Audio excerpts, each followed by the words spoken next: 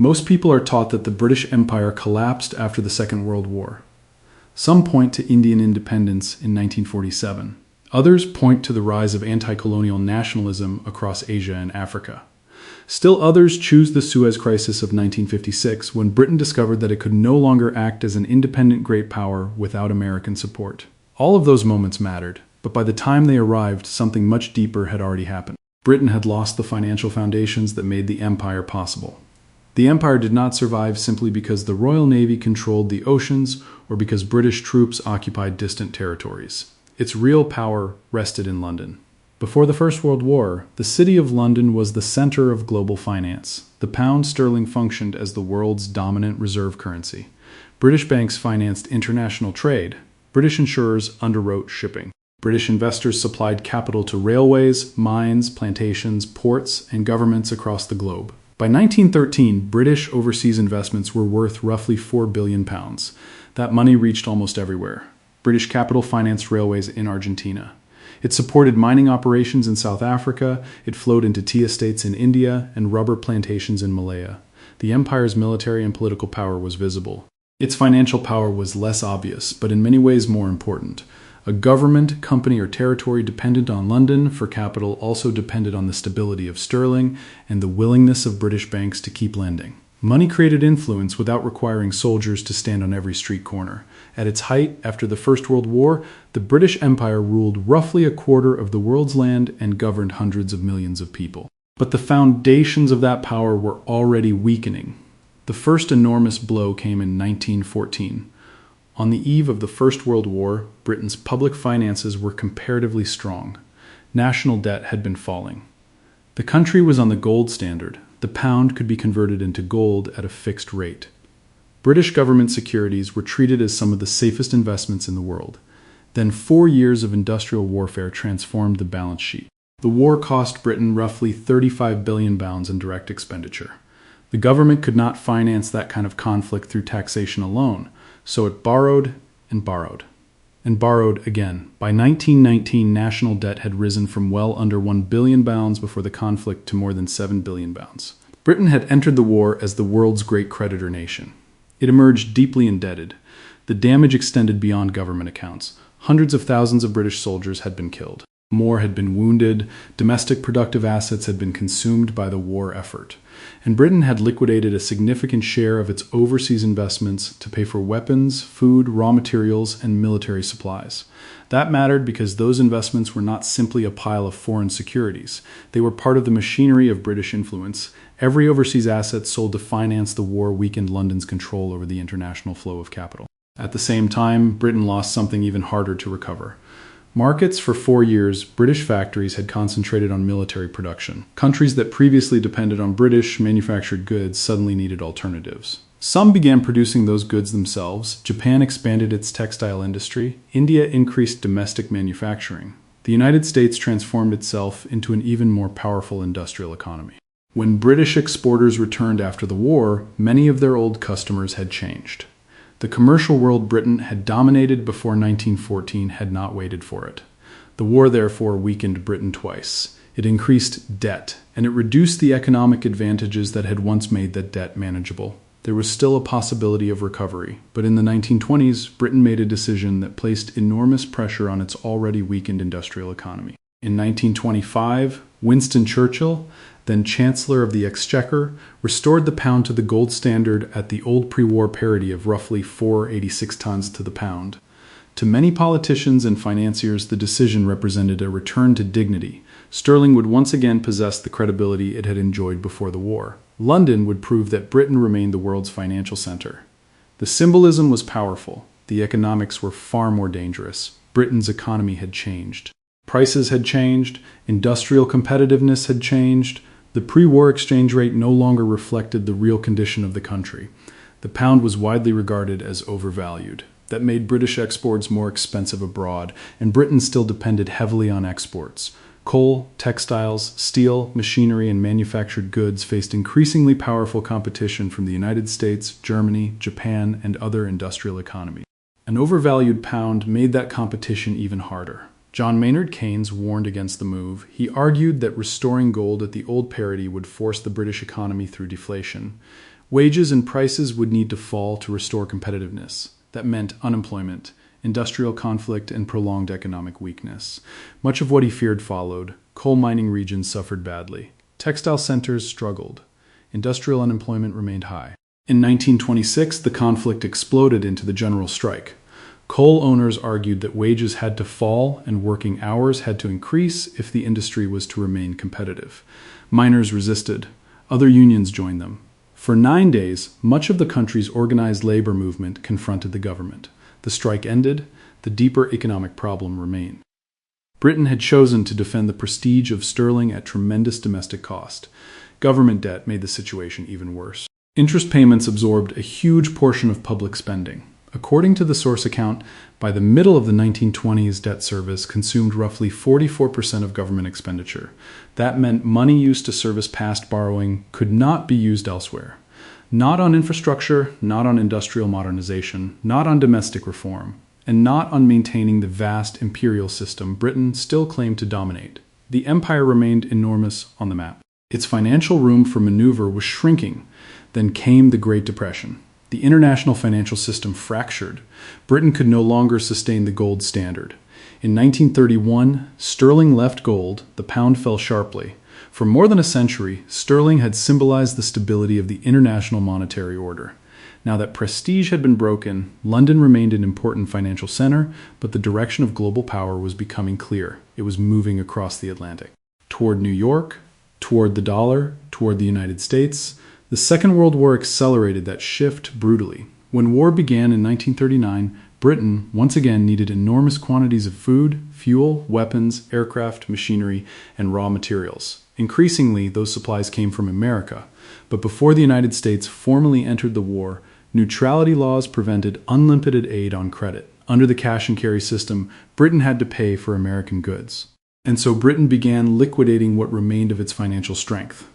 Gold reserves were shipped across the Atlantic, foreign investments were sold. Dollar assets accumulated over generations were converted into the supplies required to survive. The logic was unavoidable. Britain could preserve its financial empire, or it could fight Nazi Germany. It could not do both. By 1941, this situation had become desperate. Britain was running out of the dollars and gold needed to continue purchasing American supplies. That was when Washington introduced Lend-Lease. The program was indispensable to Britain's war effort. It allowed weapons, food, ships, machinery, and other supplies to keep flowing without immediate cash payment. Churchill celebrated the arrangement publicly, but American assistance was not disconnected from American economic goals. Washington had long opposed the system of imperial preference that protected trade inside the British Empire and Commonwealth. Imperial preference gave British and Commonwealth producers favorable access to one another's markets. A Canadian producer could enjoy advantages in Britain. British manufacturers could receive preferential treatment in imperial markets. From London's perspective, the system helped bind the empire together economically. From Washington's perspective, it discriminated against American exporters. The United States wanted a more open global trading system, and Britain's wartime dependence gave American negotiators unprecedented leverage. Article 7 of the Lend-Lease Agreement committed the two countries to working toward the elimination of discriminatory trade practices. The language sounded technical. Its implications were enormous. Britain was being pushed toward a post-war world in which imperial preference would be weakened and markets throughout the Commonwealth would become more accessible to American goods and capital. The United States was not merely supplying Britain with weapons. It was helping shape the economic order that would follow victory. The struggle over that future reached its clearest form in 1944. While Allied armies fought through Europe, delegates from 44 countries gathered at the Mount Washington Hotel in Bretton Woods, New Hampshire. Their task was to design the financial architecture of the post-war world. Britain sent John Maynard Keynes. The United States sent Harry Dexter White. And behind their technical arguments stood a larger transfer of power. Keynes proposed an international monetary system centered on a new supranational unit called the Bancor. No single national currency would dominate. Countries running large trade surpluses as well as large deficits would face pressure to adjust. For Britain, the system offered something strategically important. It could reduce dependence on the American dollar. White had a different vision. The United States possessed most of the financial leverage. It held vast gold reserves. Its industrial economy had expanded during the war. Its territory had not been devastated. It was becoming the greatest creditor and manufacturing power in the world. Washington wanted a system organized around currencies linked to the dollar, with the dollar itself convertible into gold. That system would place American financial power at the center of global trade. Britain negotiated America dictated more often than Britain wanted to admit. The final Bretton Woods system established the International Monetary Fund and the institution that became the World Bank. Both were headquartered in Washington. The dollar stood at the center of the new monetary order. Sterling remained important, but it was no longer supreme. The shift was historic. Before 1914, international finance had revolved around London. 30 years later, Britain was negotiating the terms of a world increasingly organized around American capital.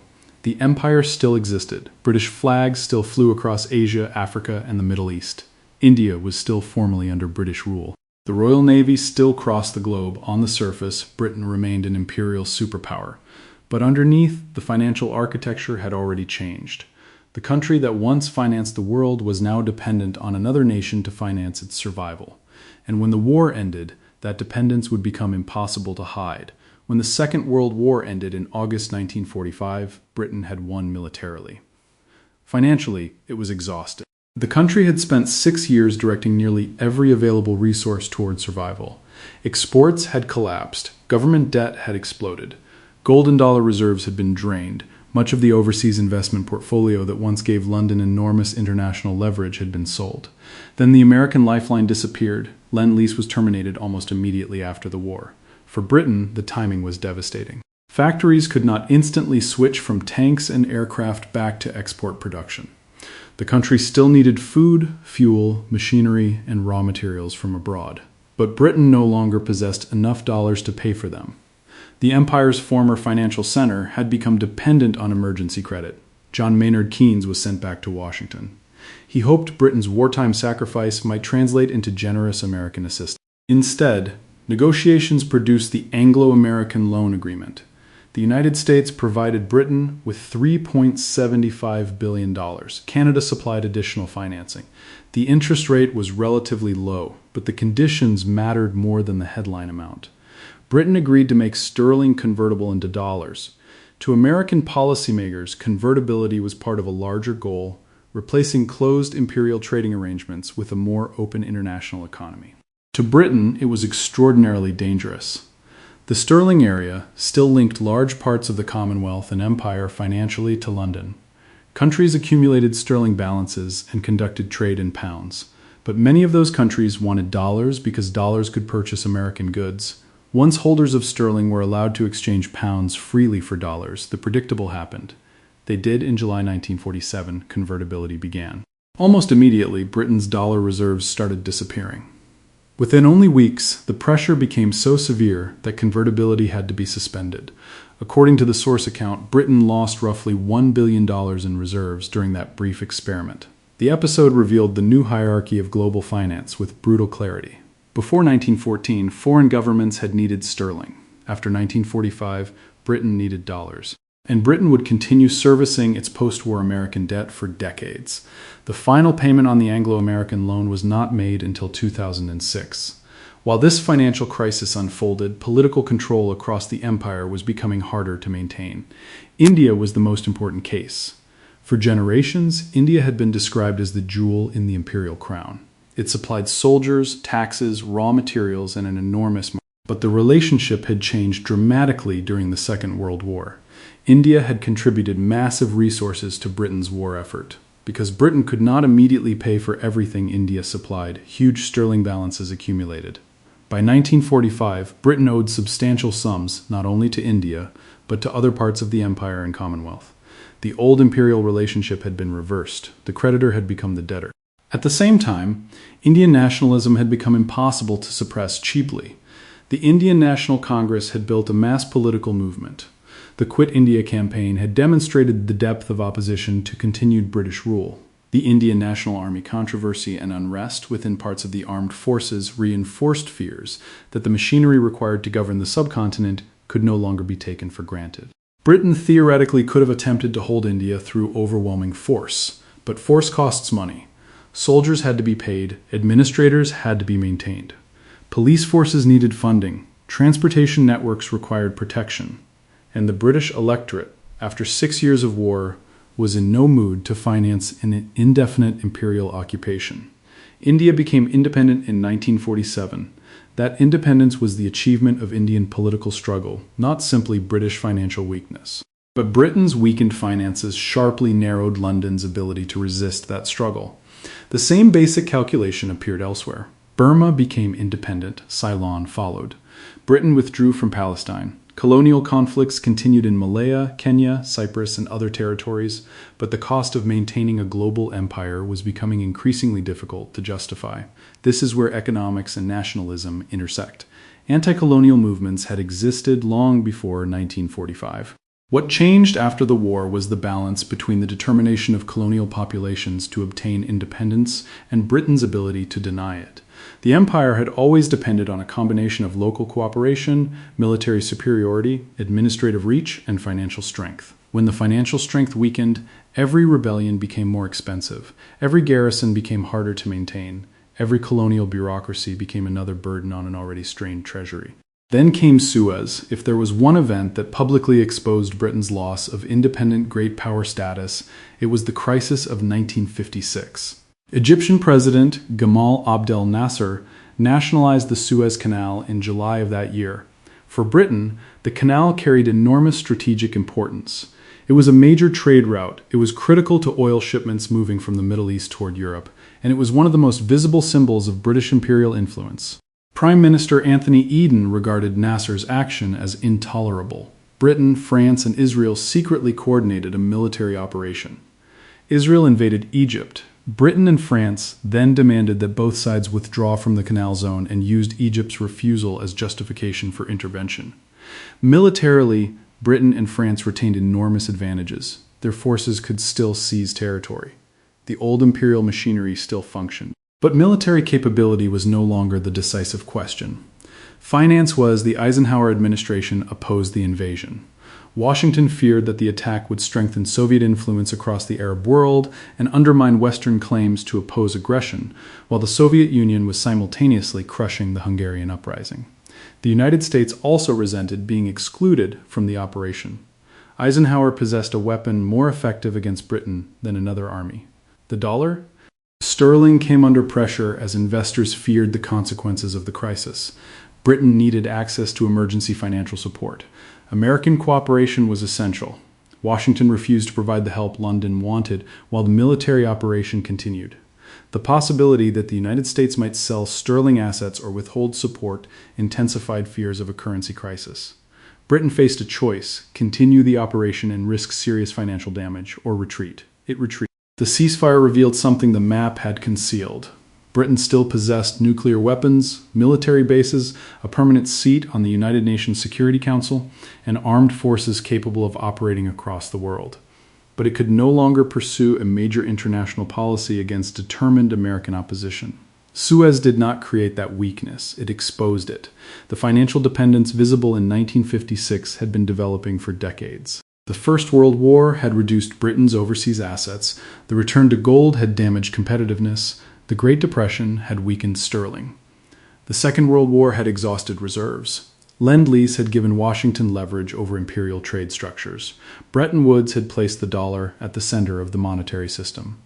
The post-war loan had imposed further financial conditions. Suez simply showed the world what those changes meant in practice. There is an even deeper question behind this story. Was the British Empire itself actually profitable? The answer depends on whom you mean. Colonial rule unquestionably created enormous fortunes. Merchants, plantation owners, banks, shipping companies, mining interests, and investors often benefited enormously from imperial connections. India generated particularly intense debate. Economic historian Utsa Patnaik has estimated that the colonial drain from India over the long period of British rule amounted to tens of trillions of dollars in modern terms. That figure is highly contested, especially because of the assumptions required to convert historical transfers into present values. But the broader fact is not controversial. Large quantities of wealth and resources flowed from colonial territories into British-controlled economic networks. Yet private profits do not necessarily mean the empire produced an equal profit for the British state. Imperial defense was expensive. Navies protected trade routes. Troops guarded colonies. Wars were fought to expand or preserve control. Colonial rebellions had to be suppressed. The Boer War alone cost Britain more than £200 million, an enormous sum for the period. Economic historians have therefore argued that the benefits and costs of empire were distributed unevenly. Investors and commercial interests could capture substantial profits. Taxpayers financed much of the military system, protecting those investments. In that sense, imperial profits could be privatized, while many imperial costs were socialized. That distinction matters. By the middle of the 20th century, surrendering direct political control did not necessarily mean abandoning every economic benefit. British businesses could continue trading. Banks could continue lending. Companies could continue investing. Britain could maintain influence without paying the full cost of governing hundreds of millions of people. Decolonization therefore became not only politically unavoidable in many places, but increasingly economically rational. The empire that had once enhanced British power was becoming something Britain could no longer finance in its old form. Its collapse was not caused by money alone. Nationalist movements mattered. Colonial resistance mattered. Changing political ideas mattered. 2 world wars mattered. Britain's declining relative industrial power mattered, but finance determined how much room London had to respond to all of those pressures. An empire can survive opposition when it possesses overwhelming resources. It becomes much harder when every soldier, ship, administrator, and crisis must be financed with borrowed money. That is the larger story of British decline. Before 1914, Britain financed much of the world. After 1945, Britain needed the world, especially the United States, to finance Britain. The transformation was profound. The pound surrendered its central position to the dollar. London surrendered financial leadership to New York and Washington. Colonial markets became increasingly open to American competition, and British governments learned that military power without financial independence had severe limits. The empire did not disappear in one dramatic moment. It was dismantled balance sheet by balance sheet, loan by loan, reserve crisis by reserve crisis. India in 1947 and Suez in 1956 were not isolated defeats. They were symptoms of a deeper transformation that had begun decades earlier. Britain had built an empire on naval power, industrial production, global credit, and sterling. Once those foundations weakened, the flags could remain for a while. The colonies could remain on the map. The ceremonies could continue. But the underlying reality had already changed. The British Empire did not need to be conquered in order to lose its supremacy. It only had to become unable to finance it.